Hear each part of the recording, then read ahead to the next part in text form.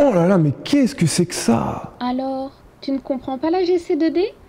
Rejoins-moi à l'Institut de chimie de Nice. Bah d'accord, on y va alors.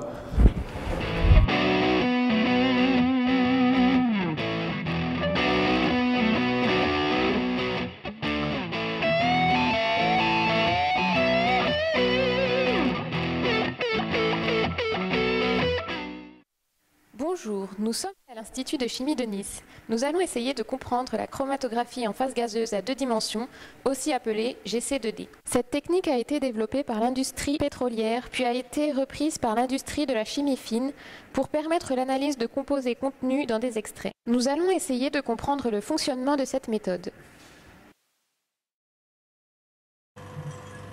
Bonjour. Pourriez-vous nous expliquer le fonctionnement de la GC2D par rapport à la GC classique? La GC2D est constituée de 2 colonnes, contrairement à un GC classique qui n'en contient qu'une. Ceci permet d'améliorer le cohérence de chiffres en diminuant le bruit de fond dû à des matrices. Pourriez-vous nous montrer l'appareillage? Bien sûr, allons-y. Nous avons ici une première grande colonne et ici une deuxième colonne plus courte et de nature différente que la première. Les 2 colonnes sont reliées entre elles par un modulateur qui permet de récolter les fractions de la première colonne et de les réinjecter dans la deuxième colonne. Cet appareillage est connecté à un détecteur qui est un spectromètre de masse.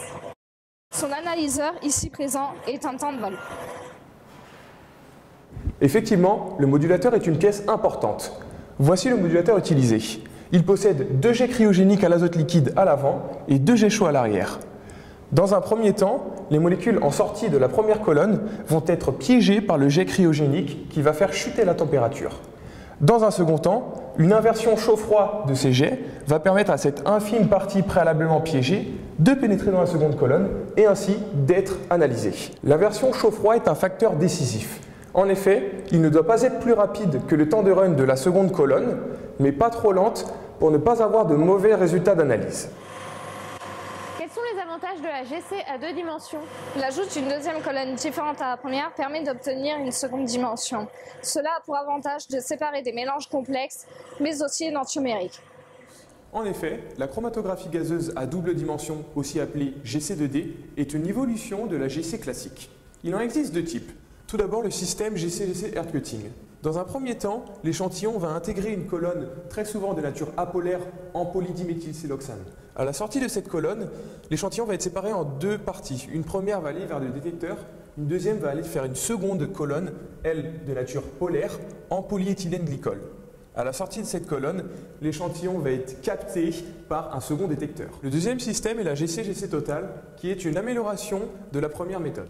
Comme précédemment, l'échantillon va intégrer une première colonne dont les longueurs sont généralement de 30 à 60 mètres, pour ensuite accéder au système de modulation qui lui permettra d'être séparé par une seconde colonne et ainsi d'être capté par un détecteur. Dans ce laboratoire, vous étudiez les origines des molécules de la vie. Pouvez-vous nous en dire plus? Le corps humain est constitué d'acides aminés sous forme L. Nous avons récupéré des météorites et les avons analysés. Nous y avons trouvé des acides aminés en grande majorité sous forme L. Nous avons donc pu confirmer que l'origine de la vie est extraterrestre. Vous avez sous les yeux un chromatogramme obtenu en GC2D. Le premier axe correspond à la séparation sur la première colonne. Le deuxième axe correspond à la séparation sur la deuxième colonne, beaucoup plus courte. Le schéma du dessous représente une coupe de ce chromatogramme. La GC2D est une technique plus poussée de la GC classique. En effet, grâce à sa deuxième colonne, la GC2D permet une analyse plus fine des extraits et une visualisation des molécules chirales.